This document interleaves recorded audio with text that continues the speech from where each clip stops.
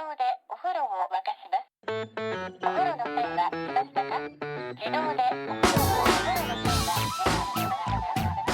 Hello and welcome to another episode of No Such Thing as a Fish, a weekly podcast coming to you from the QI offices in Holborn.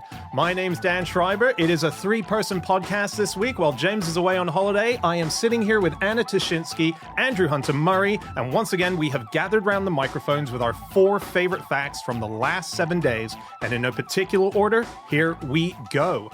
Starting with fact number 1, and that is Anna. My fact this week is that Essex Police has a team of 6 officers trained to grow cannabis. What? And that's what you're funding with your taxpayer money. Taxes funding the old wacky backy. Yeah. Absolutely. Being grown by the police. By the police. It's outrageous. It's ridiculous. They don't even send you any. What's the deal? Well, this is an interesting bit of British law anyway, which means that when the police make a big drug seizure, then they can work out what the value of the drugs would have been and then claim that value back from the drug dealer's assets as like a disincentive. So it's like, hey, you've got 100 grand's worth of drugs, I'll take your 100 grand car or whatever. But they need to work out the value of the drugs. The problem is when they come to a cannabis farm and it's not fully grown yet, then they haven't matured yet. They don't have that concentrated THC that's what gives cannabis its potency.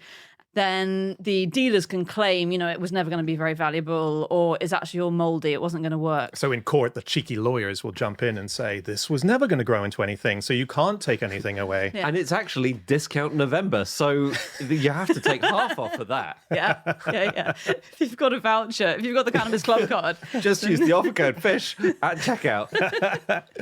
So they grow it themselves, basically, right, to prove how much it's going to be worth. Do they finish growing the whole crop? Yes, so at the moment, and this is just Essex Police, but I think other police forces are experimenting with it, they bust the farm and they take the plants and they put them in a special facility they have and they nurture, grow and dry the plants properly. And they've learned how to make it maximally profitable, just like the drug dealers would, assuming they're skilled cannabis growers. And then they work out how much it's worth and then they burn it all.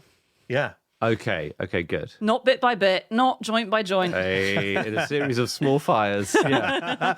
You've got to think they siphon a tiny bit off. Write into podcast@qi.com and we won't tell anyone. Oh, I'll grass you up. If you're a bent copper, just look out. Don't tell Andy. Fine. Yeah.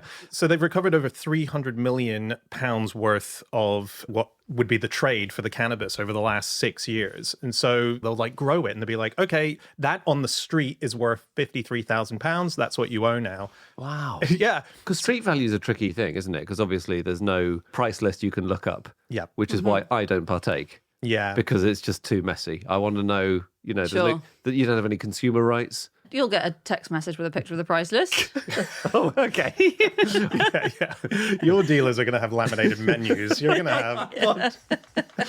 And which wines would you recommend with this skunk? What I love about this fact is that it's this sort of lateral thinking way of policing, which I find so interesting. There's so many methods that are going on now that we just don't even necessarily know about. For example, the police have been collaborating over the last 10 years with the national grid. So the frequency of the electricity that is being sent out to every home in England, Scotland, Wales, it's typically about 50 hertz. And that's the frequency that is being picked up in the background of every audio recording. If you're near a power source, that's going to be there as a low buzz. So in this room right now, we have electrical sockets. Yeah. Every recording, like this recording, is picking up the hertz noise very softly in the background. Now, it's not always 50 hertz. There's fluctuations, and that is because of the nature of supply and demand. Like when people are watching TV and it gets to the ad breaks and lots of kettles go on, there are small fluctuations that go on the national grid. And when that happens, it happens everywhere.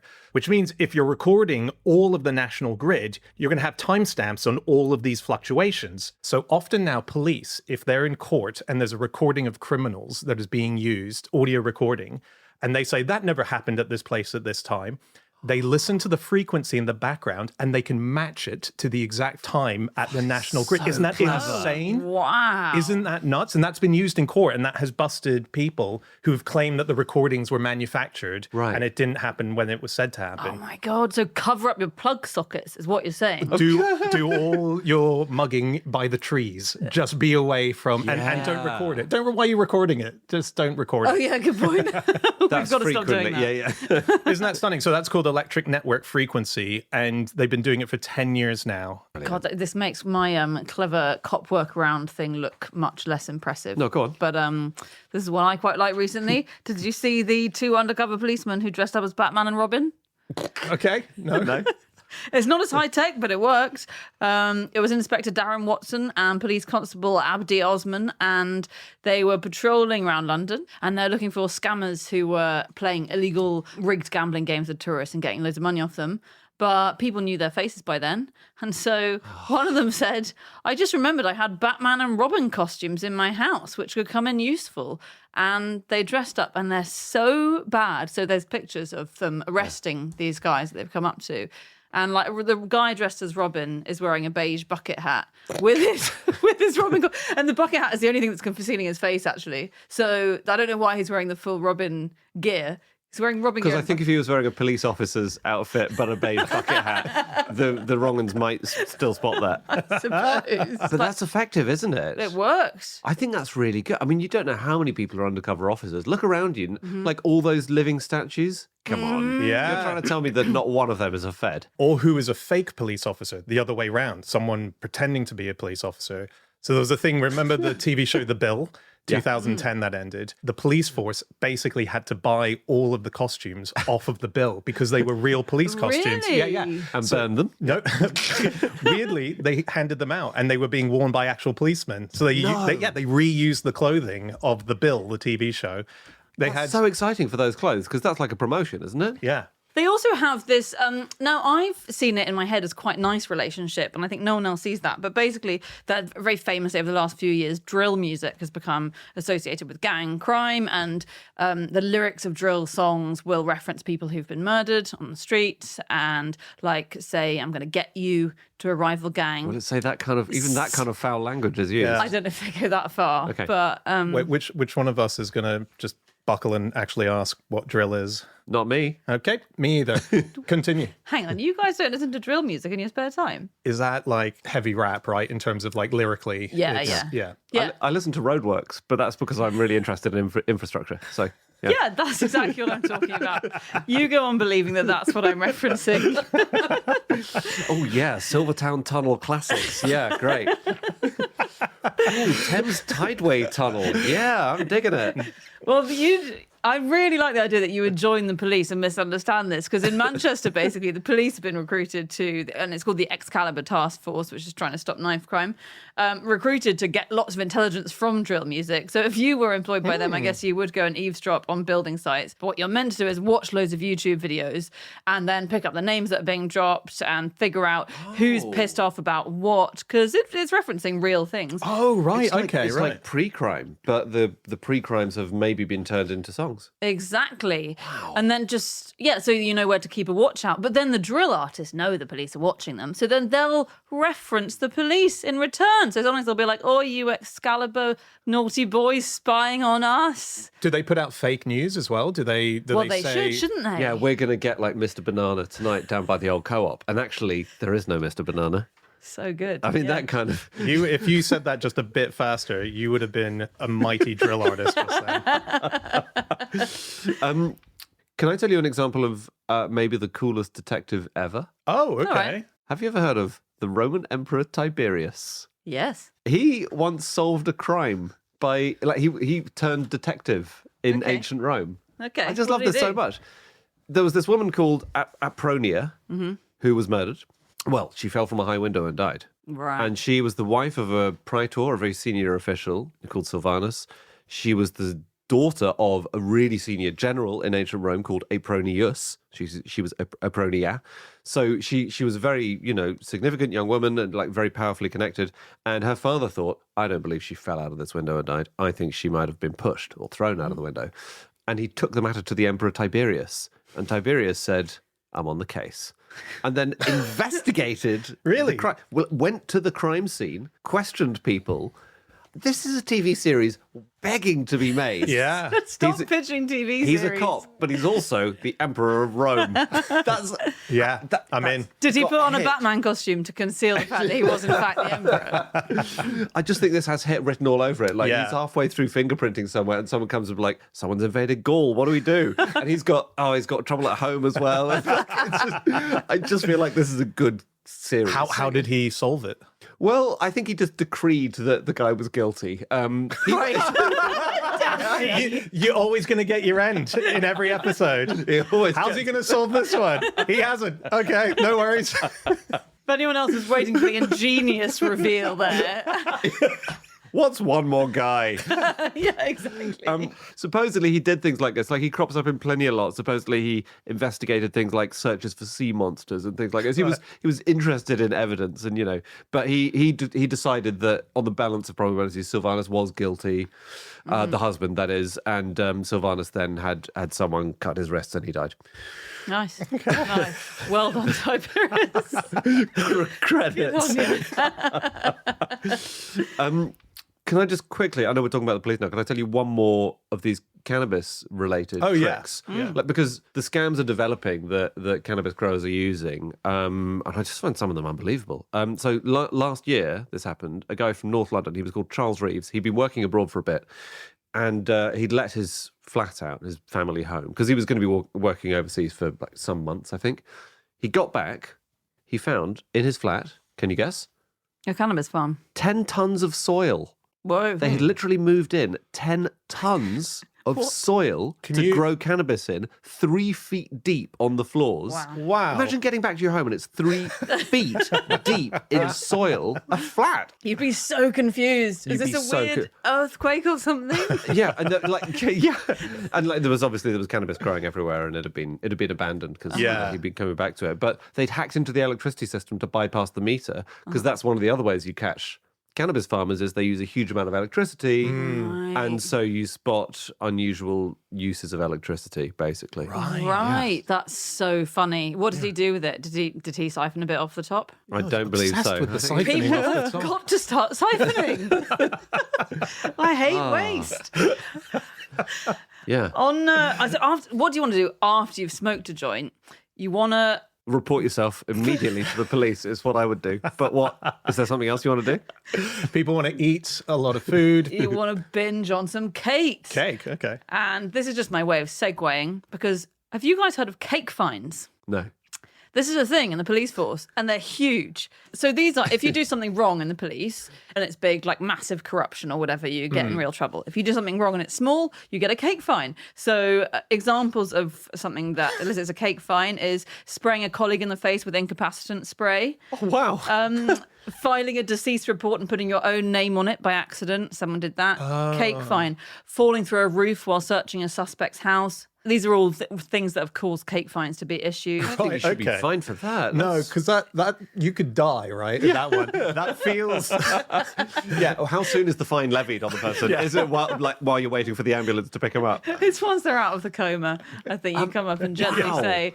Is there a gradation of cake fines? Is it like we want something with 3 tiers, like we want icing in between all the tiers, and we want some ruffles on the top? Maybe. Right. But it's all decided on by the cake legislator, who's consulted on social media by any police force. If you go to the cake legislator on Twitter, then they'll have policemen saying, look, my colleague dropped the police car keys in the drain. What does he get? And the cake legislator will say, that's a Krispy Kreme tray. Sorry, this is an account on Twitter which is Yeah. it real? Is it a real police officer behind this account? Yeah, no one knows who it is, but I think it was the Telegraph who interviewed them by email. But we believe they're a real police officer. God, is it just a kid pissing about and the whole police Well, who force knows? is Who knows? just asking But I for- like that. I like the mystery. Can I say one more thing? Just one last thing before we move on. This definitely would have resulted in a lot of cake being brought to the police station. This happened last year. The UK's police and crime minister, Dame Diana Johnson, had her purse stolen. Her purse was stolen at an annual conference for senior police officers where she was giving a speech on the current epidemic of theft and shoplifting in the UK. Lovely stuff. Okay, it's time for fact number 2, and that is my fact. My fact this week is that in France, there are some cars that are so tiny that you don't even need a driver's license to drive them. Is this because we all know you've had trouble getting a driving license? I think that's the answer. I honestly was trying to look at shortcuts of how do you get a license quicker. And Is that how you found this? yeah, this is how this came up. It was in France. You can get it as quick as 7 hours. Now, this is not technically a real driving license because it's not a license at all. What this is if you don't mind not being in a real car going at a real speed, but instead are happy to sit in a 2-seater tiny car going at a really slow pace, then this is what you can do. They're called voitures sans permis, aren't they? Literally a car without a license. Exactly. And they're amazing to look at. They're not tiny. They're not like are clown they? cars, but Yeah. They are slow though. 28 miles an hour max. It's I can run faster than that. yeah. They're also known as voiturettes, literally little cars. Yeah. But they're everywhere in France, and people have them and drive them around, and they change hands as well. So if someone loses their license, they will get a VSP, as they're called, voiture sans permis, and then as soon as they get their license back, maybe they'll pass that car on to someone else.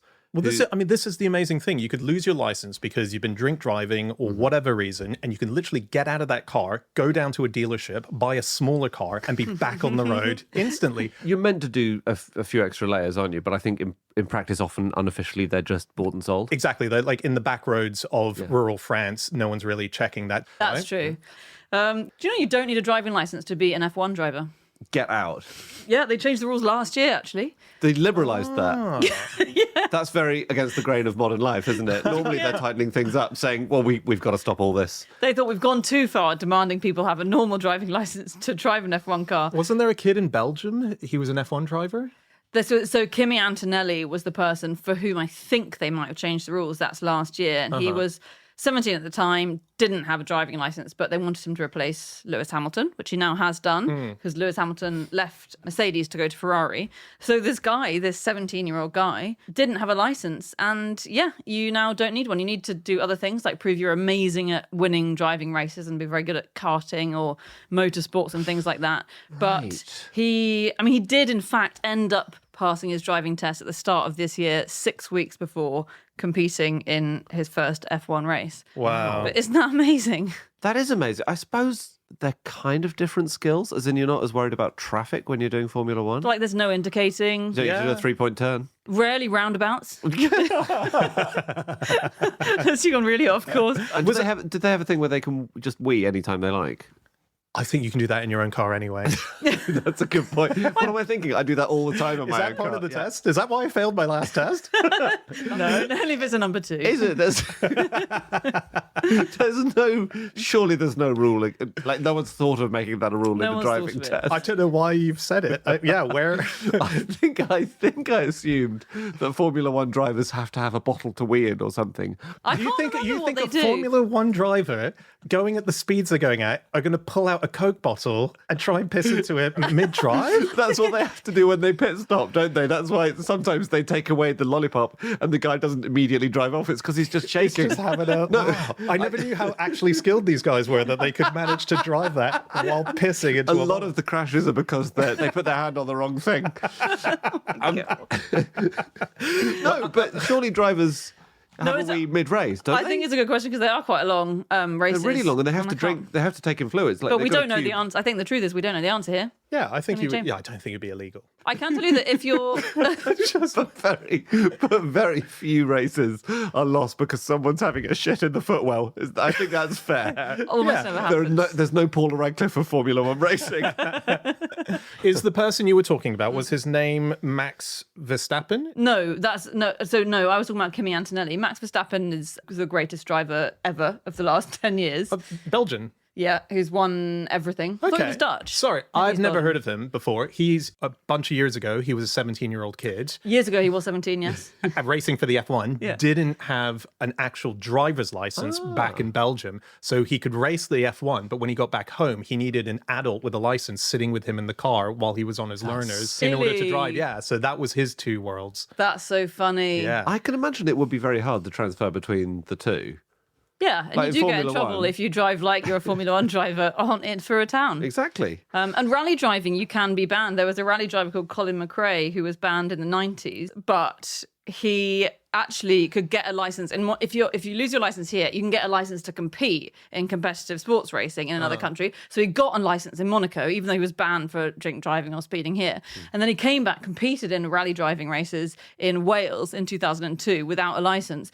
But rally driving is half public roads and half private roads, isn't it? Even though they shut them all, on the public roads, he had to swap with his co-driver because he didn't have a license to drive on public roads in the UK. Wow. Did they have to stop and get out? I can't find this out. If anyone watched it, I can't find out if they stop and they... Because that would slow you down enough to lose the race, I'm sure, There's every got to time. be a Batman-style chair swap that can happen internally in the car Or that you one of, those build in. one of those driving instructor cars which have dual controls. Yeah, but then you're Yes. driving on the wrong side of the car. You're suddenly in a English car in Europe. Oh, that doesn't matter. Like left and right hand drive, that's not going to make a big difference. If you're I a good think. driver, you thought you could handle that. You'll find all this out when you have your first lesson, Dan. Don't worry about it. Norway, it is very, very, very electric in its cars, right? 99% of new car sales are electric. The reason this has happened is, in part, thanks to the band Aha. Uh-huh. No, Aha. we could dance this dance all day. I find this absolutely mad. This is an amazing story, right? They bought, I think, the first electric car in Norway back in the 80s, when electric cars were really not a thing. They bought it at a conference in Switzerland. It was a converted Fiat Panda, which had been converted to run on batteries. And two of the guys from Aha, they just thought it was very cool. They drove it from the conference back to Norway. And when they got it back, they found there was no way of legally registering it because Norway's traffic ministry or whatever just couldn't compute an electric car. And Norway has loads of toll roads, right? So they would drive it through the tolls. They would be fined because they hadn't registered their car, but they couldn't register their car. So they'd get the fine. They wouldn't pay the fine. They kept driving through the toll roads. Eventually, the car was confiscated. It went to a police auction where they bought the car back because no one else wanted a converted electric Fiat Panda. Right. They did this for like several goes round on the car being confiscated, fined, rebought, all of that. And eventually, the authorities just said, "Oh, fine, we'll just abolish road tolls for electric cars." And that was a big incentive to lots of people to go electric because No you then way. don't pay the road tolls. Yeah. Great. That's unbelievable. Aha. Clever. Isn't that stunning? Clever band. And was that their plan all along? That was their plan to all solve the climate crisis. Yeah.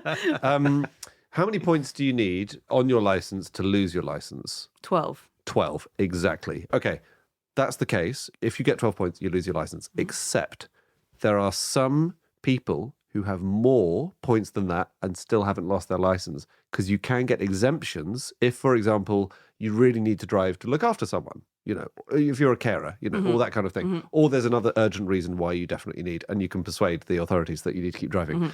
And I find this stunning. There are 10,000 people in the UK who have more than 12 points on their license and still have their license. There is one 26-year-old from North Wales who has on his license 229 points. No, there's not. Yes. And can still drive. How? And still has a license. I can't work it out fully, but for example, if you speed, let's say a speed limit's been changed from 30 to 20, which happened in Wales and some bits of Wales recently, and you drive through several cameras in one day, you're technically speeding through all of them. And let's say, because the postal system's a bit slow, you're doing that for 2 weeks before the first thing catches up with you. Right. What a terrible thing to dump on your doorstep Suddenly, when you know. you find out. So like 2 weeks later after commuting, let's say 20 miles each way and going 30 when, the limit's suddenly 20, you're doing 150% of the speed limit. Yeah, so for whatever reason. That's a slow post, though, if he's racked up 220 points before he got the first letter.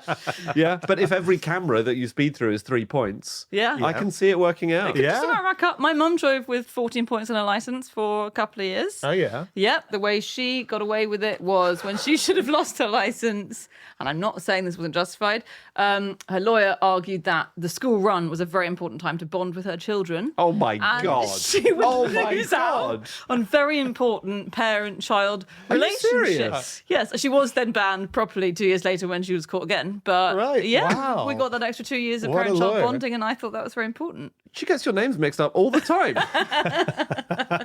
That's not true, Judith. Wow. I'm a huge fan of yours.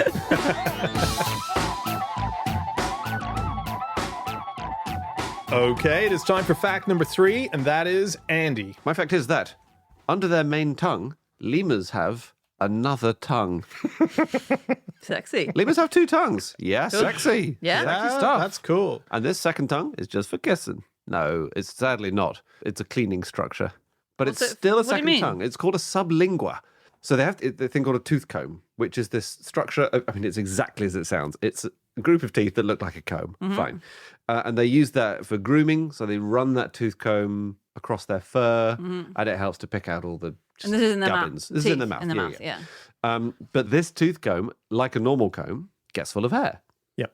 So how do you clean the comb? You do it with your second tongue, the sublingua, which is an undertongue, and it's specifically for cleaning out the tooth comb. I don't know what they use to clean the tongue. Well, yeah. Mm. Hang on, does this mean that do they have to get the undertongue up and over the first tongue to clean it? No, Do they swivel around the top tongue? No, they just sort of stick out their tongue, and it's just it doesn't look as much like a tongue as you and I are hoping.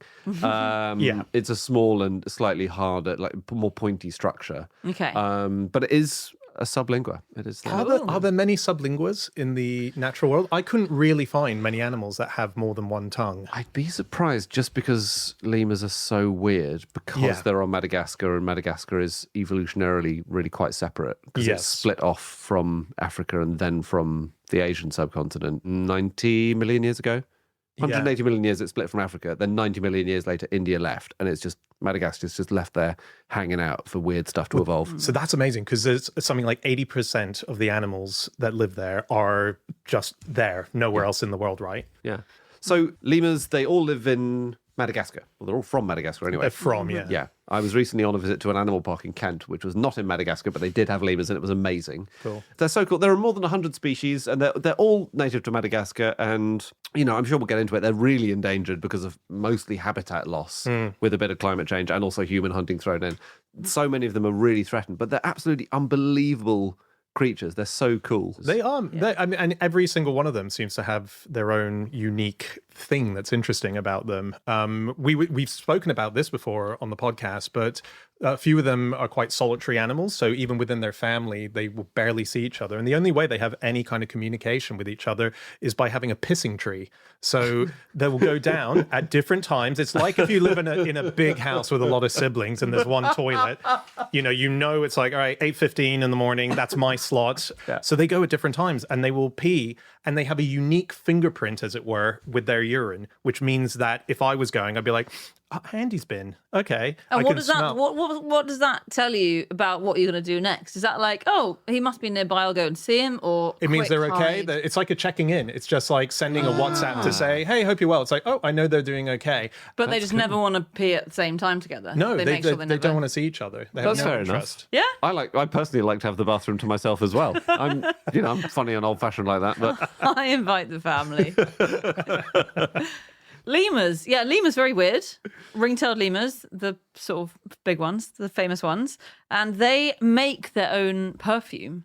So it's not just about secreting one scent. They secrete apparently a strong but short-lived scent in their wrists. So, eau de toilette doesn't last very long. Okay. So there's like an eau de toilette in their wrists, and then they secrete a very long-lasting, different scent from their shoulder glands, like an eau de parfum. And then they get their tails and they dab their shoulders and they dab their wrists to mix the scents together in what's known as a wrist-to-pit move in zoology.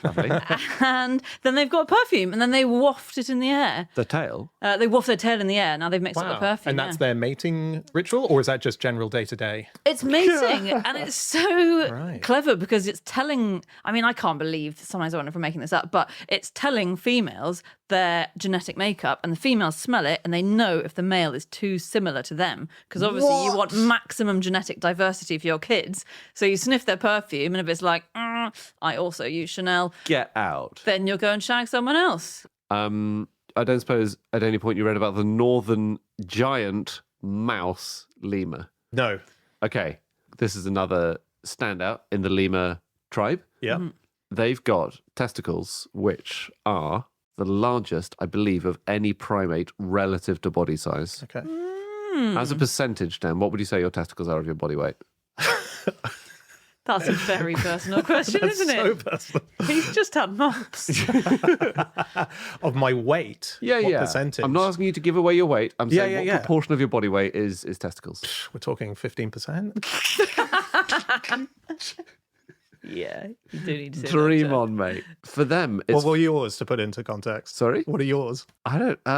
I think for humans, it's kind of 1.5? 0.2%. No, it's less than. It's much less than 1%. Yeah. You know. But for these guys, it's 5% of their body weight is testicles. Wow. It's the equivalent of me. And here's a fun home maths challenge. You can work out how much I weigh.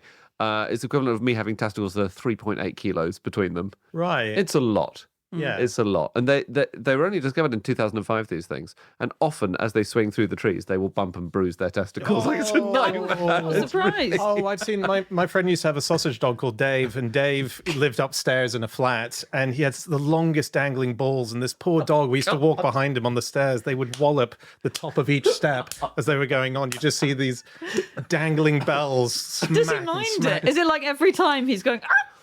So Blue, who owned Dave, would show people because he would say it's okay, and he would flip Dave upside down and say, "Look how hardened and leathery they've become. They're okay." He doesn't Nice. feel it anymore. It's like a real hard boxing bag now. That's what you want. But that's like so I can empathize. Yeah. But maybe they've got very leathery, hardened testicles. Maybe. Let's hope. But it's because they have a system where everyone has multiple partners, male and female, and there's no mating season. Well, so they just need as much They sperm just as possible. have to produce a lot of sperm and frequently mate, and that's the way they pass their genes on. You know, it's a very competitive field. See, this is so the I guess a few of the lemurs have this kind of problem where there's just one feature of them that is just oddly grown so that it suits the environment. The eye, which is probably the most famous of the lemurs. That Norwegian band. What? Yeah. Yeah. They're a tribute band to Aha. I see. Aye, aye. They're a nautically themed Aha tribute band. So the eye has a tremendously long finger. It uses the finger to get into trees and pick out grubs. So like how hummingbirds will have a long nose to suck like a straw, the eye uses its finger. Its finger, though, is so long, it has the same thing as it's walking along. It has to raise it up. Otherwise, it basically trips on its own finger as it's going along. And it's very delicate. So, you know, it could sprain the finger or it could do major damage to it. I hadn't thought about that because it looks like E.T. the eye with that ridiculously long middle finger. It's so it's about the size of a house cat, but its middle finger is 8 centimeters long. So imagine a house cat, but with an 8 centimeter long middle finger. And yeah, because when you see people who've got really good manicures, I always think, how on earth do you get anything done? But they, the whole time, must struggle. But what's amazing about them is they're the only primates that echolocate. And the way they do it is by tapping on trees. I kind of think this is cheating. Basically, they tap on trees like woodpeckers until they find a hollow bit, and then the hollow bit tells them that that's the place where bugs are probably living. And then they eat it. I thought you Is meant that cheating? Yeah. Well, it's easier to tap on a wall until you find a hollow bit to rather frown than... and to go, do you rather- mean that kind of thing? I thought you meant like just like anyone in? What's knock, knock, knock. Like the wolf at the little pig's door. Yeah, exactly. Let me in, little bugs. I just think it's not as impressive as bats who can navigate all Squeak. around the Yeah, world, yeah. and they're just tapping on a tree to It's find true. a bug. It's to true. learn that though is pretty. If they're Yeah. the only ones that do that as well. I think that's the thing about lemurs is that they're all very well adapted to the areas they find themselves in, and they have also filled all the ecological niches that might be filled by other animals. So you were saying the eye fills a role that might be taken by a hummingbird, or you know, so like on Madagascar, every biological function that might fit into a food web, a lot of them are filled by different species of lemur who are really, really well adapted to do that. Yeah. But obviously, when the environment changes or when the habitat is lost, they really struggle because they're adapted for one specific environment. Yeah, it is wild. Lemurs, what does that mean? Lemur. Lemur. I think I know the answer. It's Latin Oh, for ghost. okay. Hear me out. Emperor Tiberius has his toughest case yet. It's a ghost. Something's been tapping my trees. So he just hangs a bunch of lemurs. We move on. Next episode. Yeah, they're called ghosts. And then Linnaeus is the one who applied it to the lemurs because he thought their faces looked so ghostly. And so they Yes, are. they do. They are the ghosts of Madagascar. Do you know what else means ghosts in the animal world? What? Weirdly, is larvae. which I didn't know. Larvae. So lemures and larvae are basically the same cluster of things in Latin. In ancient Rome, they were the two types of evil ghosts you'd get. Isn't that weird? Yeah. We do a bit of vilifying humans for hunting them, or I find in some of the naturalist writing there's some vilifying humans for hunting them, which I think is completely insane because 40 to 50% of people in Madagascar are malnourished, which is pretty extraordinary. And so and also the early humans did not know they were, doing this. I know. They didn't know that, but yeah, but today, like Present they're still hunted and eaten a lot today, and that's one of the things that's putting them in danger. And it's because over half of households in Madagascar have understandably eaten lemur meat in the last year because that's the meat that's available, and half of them are malnourished. But there is this cool project, which is the Bacon Bug Project, which is to farm secondary, which are these still very cute little bugs that have long pink trunk things on their noses and like little furry backsides. But they are delicious, taste like bacon when fried. And they've started farming them. And in the pilot community where they've started farming them, over the last 3 years, they've reduced lemur hunting by 50%. Wow. Which is pretty that's strong. good. Yeah. Can I give you one last lemur? Yeah. This is the red-fronted lemur, and it does something pretty relatable. It chews up poisonous millipedes. That's not the relatable bit. None of this is relatable. It rubs the resulting goo on its genitals. I said it wasn't relatable. No, keep going. This is my weekend. But it's so cool. It's because they have lots of parasites, and these millipedes have toxic goo in them if you chew them right. So they chew the millipedes up just enough that they release this really toxic orange slime, and then they slather it all over their genitals, their perianal region, and their tail, and that kills off the parasites that have been preying on the lemur. And then they swallow the millipede whole, so it's a tasty snack as well as a Interesting. Lovely perfume and snack. perianal cream. They need to work on the marketing for that snack, don't they? It just sounds like something from Nando's. Peri anal. Well, this is not lemon and herb. This is spicy hot. Right. And it also seems to create a little bit of a euphoria or a narcotic sensation among them. They've been seen chilling out after they've partaken. Really? Does it? Well, you put peri up your arse, then you will sometimes get a bit of a hit. Oh, it's hard when you have that flag sticking out, isn't it?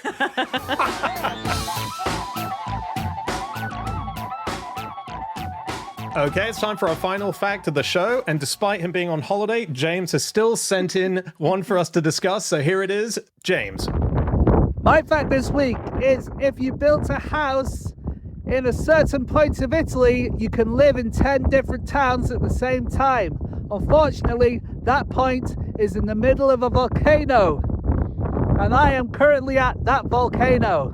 Thanks, James. Amazing stuff. We've never had an on-location fact. No. James recorded this at the place that the fact is about. Yeah, as he just said. as I think he just mentioned As he in that literally just recording. said. Just wanted to hammer it home. James is on a mountain now. He's not on a mountain. He's on an active volcano. No, not right now, because this isn't live. Sorry to ruin the illusion. Anna, where is your tradecraft? Where is your stage ship? Sorry. Huh?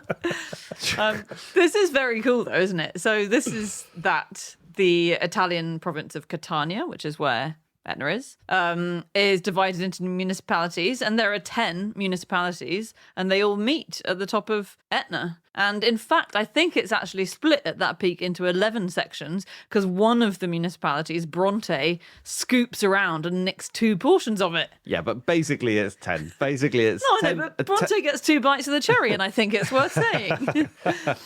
Yeah, Mount Etna. I had never really read anything about Mount Etna before. I assumed it was a standard common or garden small volcano. It's a big volcano. It's a biggie, Yeah. yeah. 2 miles high from sea level. Yeah. Yeah. That's tall. It is. It's the original. It's the OG volcano. What? In that, What do you mean? well, Etna is where Vulcan lived. So the god of the forge and iron smelting and all that stuff. Vulcan lived in Etna, and that's why volcanoes are called volcanoes. It is the volcano. My goodness. And just quickly, we should say about these 10 points that meet. I mean, I got to say, James, I don't understand this fact. I don't know why you'd want to live in 10 different towns at the same time. Who are you paying your council tax to? And so on. Nice. I mean, I get that these 10 provinces or principalities or towns, they all meet at the same point. But Etna is a really confusing place because it sounds like it sounds like your child's drawing of a volcano, which is 2 slopes on either side and a crater in the middle. And Etna isn't really like that. There are dozens of craters, and so like new ones open up all the time because it keeps on exploding and erupting. So I find that really interesting. There are more than 200 craters on Etna.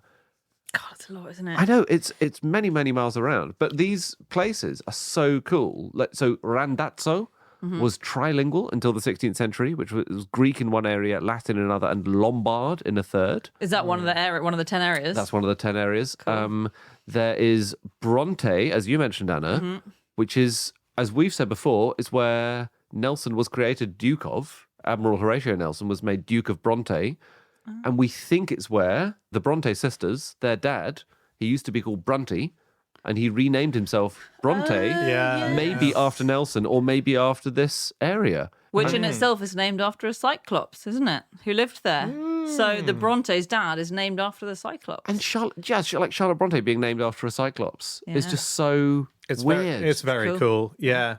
But what's amazing is it is an active volcano. So like James, just very happily took his family up there on an active volcano. But it's not like it's just people going up at their own risk. The whole area is a tourist destination. You've got vineyards at the bottom of it where if there was an eruption, absolutely would be taken out by it. You've got to pick those grapes fast, haven't you? As the lava rolls towards you.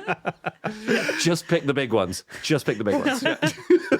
There's between November and March, I think those are the months. There's 2 ski resorts that open up. You can go skiing on an active volcano. It's crazy. It's wild. Yeah. Sometimes people ski alongside the lava when it's erupted. Cool. That's Really? Like racing it down. Kind of, yeah. Yeah. And people are quite annoying, and I think they've introduced legislation now because they do go much too close. You're supposed to only be a certain distance from the lava flow, and you do have people who kind of cook their sausages on it and stuff.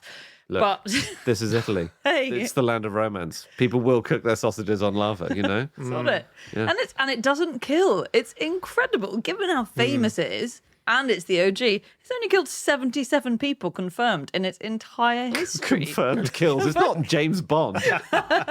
It's got a tally inside its craters. Are you sure about that? Yeah, I think so. There's this insane account from the big 1669 eruption where reports of it that came out much later said that 10 to 20,000 people had been killed. And still you see it on places like history.com, Sky History Channel, get your facts right, saying 20,000 people were killed. We're turning into a name and shame podcast now. I'm afraid so. Okay. Because 0 people died. You can't accuse someone of killing 20,000 people. Tiberius could. Tiberius could and would. And in fact, he would probably be on the scene of this. You're absolutely right. Yeah, have them all killed. Blame the volcano. Can I check on it? Did you say why it didn't actually kill 20,000 people in 1669? I think it's slow. I actually don't know, but I think it's mostly slow moving, and people just leave. It absolutely destroyed the area. It ruined it economically for hundreds of years, and still it's much, much less fertile because of that eruption. So they didn't get off scot-free.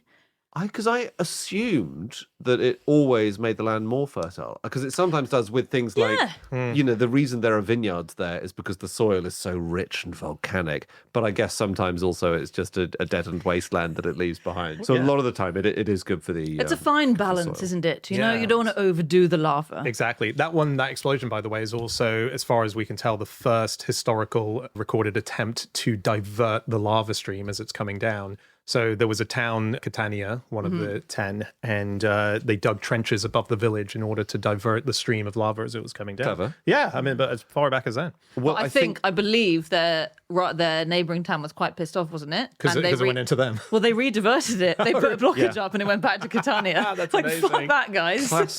classic neighbour behaviour. Yeah. It does sound amazing because to deal with a flow of lava is pretty challenging, even with modern technology. And when you're dealing with it with shovels and pickaxes, making a trench like that, it's just incredibly impressive. Yeah. They were wrapped in wet sheepskins to protect themselves from the heat. It's really impressive. It's crazy. We give the past a hard time sometimes, but sometimes people are impressive, you know? Well, they were hardcore. Yeah. Also, if you were going to say how tall is Mount Etna, the answer changes over the years. And I find that wild with volcanoes, but basically off the back of certain eruptions. So if you ask that question in 1865, it was 170 feet higher than it is now, because with the eruptions comes collapses internally and it sort of goes up and down in size. Yeah. But sometimes the act of erupting means that it leaves lava around the rim, which hardens and then makes it taller. Is that Exactly. right? Yeah. But sometimes it just blows the whole top off and then Yeah. it gets shorter again. Yeah. That'd be cool to solve a crime, like with your National Grid thing, Dan, of like, but what height was Etna at the time of the offence? Yes. Yes. As we say, Etna has erupted loads of times, 200 times in the last 3,500 years. It's good. Once Good every score. 17 years. It's a really good score. I think the most recent was 2021 when it threw up 12,000 tons of ash onto a local town. And so what happens in that moment? You're in a surrounding town. Do you evacuate immediately? You get help. It's not like Vesuvius back in the day where you had to guess. These days, officials are there, aren't they? Yeah. Yeah. Big government has taken over the previously charming, like small government libertarian pastime of surviving volcanoes. But the big thing they're scared of, or the most terrifying prospect, is a flank eruption, apparently. So if there's a lava fountain that just goes up from the top, again, classic volcano, that is sometimes really bad, obviously, but the worst thing is where the side just blows off. And that's when you get a big river of lava flowing down the side towards your town. Yeah. Possibly. you know. Right. Okay. I found what I think is probably the greatest photo of Mount Etna erupting taken by a local. Okay. Okay? It was taken in 2013, November 8th, and it was taken by a man called Luca Parmitana. Luca Parmitana took it while he was in space on board the International Space Station. Yes. Heading over it, it was erupting, and he managed to get a photo. And he's from Sicily, so it's a Great. perfect, Yeah, nice. a local to the area manages to get a space photo of it. Luca Parmitana, he was the astronaut who was almost the first person ever to drown in space. If you remember, that guy, yeah. if you remember, he was out on a spacewalk, and within his helmet, the water supply got loose, and the water started going into his helmet, and droplets went up his nostrils. That's Luca Parmitana. Oh, a little bit less time adjusting your lens and a little bit more time making sure that your hood's done up. Maybe, Luca. There's always a critic, isn't there? Oh, that's an episode of Tiberius. International An astronaut drowns in space. Tricky. But did anyone hear? Doesn't matter. Hang these 6 people for the crime. See you next week. Of course, we're referring to it as a volcano, and Oh, it's not definitely a volcano. Oh, no. are you kidding? This is according to a geologist, and he's Okay. called Carmelo Ferlito. And Sounds legit. Exactly. So he lives near it. And so there's this confusion about Etna because it's always burping, very, very gassy. It belches out more than 7 million tons of steam and CO2 and sulfur every year. And everyone says that's because of gas bubbles that are released from the magma. But Ferlito says that you'd need about 10 times more lava to be coming out of it to justify all those gas bubbles. So where are they coming from? So some people say, no, what's happening is a lot of the lava's coming out and then going back into Etna. And he says if it was doing that, Etna would be inflating like a child's balloon every time it erupted, the lava sinking back. Which it's not, I presume. It is not inflating like a balloon. So Well- it's not a volcano? It's a hot spring. And he says that I would be so pissed off with my real estate agent if I was sold a house next to a hot spring, only to find out it was an active volcano. you've already drawn up your star plan. They photographed it from the other side, so you didn't see Etna in the background. It was very clever. And on the viewing, they kept on cunningly misdirecting you. I say, just come and have a look round here at the garage. I would say on that occasion, Dan, caveat emptor, you know? This guy says that it can only be justified by it being mostly water and CO2 and sulfur, which makes up 70% of the volume that it's spewing out. And I'm sorry. I'm sure he's really well qualified, but it is a volcano, isn't it? Because I've literally seen photos of it vomiting lava over a wide area. It's take it up with Carmelo. Carmelo, please.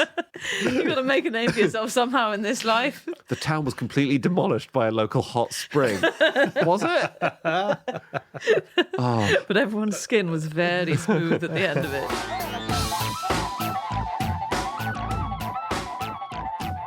Okay, that's it. That is all of our facts. Thank you so much for listening. If you would like to get in contact with any of us about the things that we have said over the course of this podcast, we can be found on our various social media accounts. I'm on Instagram at Schreiberland. Andy? I'm on Blue Sky at Andrew Hunter M. James? It's all about Etna. And if you want to get to us as a group, Anna? You can email podcast@qi.com or go to @no such thing as a fish on Instagram or @no such thing on Twitter. That's right. And if you want to check out more of our stuff, go to nosuchthingasafish.com. All of our previous episodes are up there. There's bits of merchandise. There is a portal, the gateway to our special secret club, Club Fish. And you can get tickets to our live show. So we're playing Sheffield in July, but in June, we're going to be in Belgium. We are playing the Nerdland Festival. We've done it twice now. It's very exciting. We're going to be back again. Lieven Skira, who runs the whole festival, has invited us back. And so if you live near the area, check out our site for tickets. We're going to be there June 7th. It's going to be great. Come along. Otherwise, just come back here. We will have another episode for you, and we will see you then. Goodbye.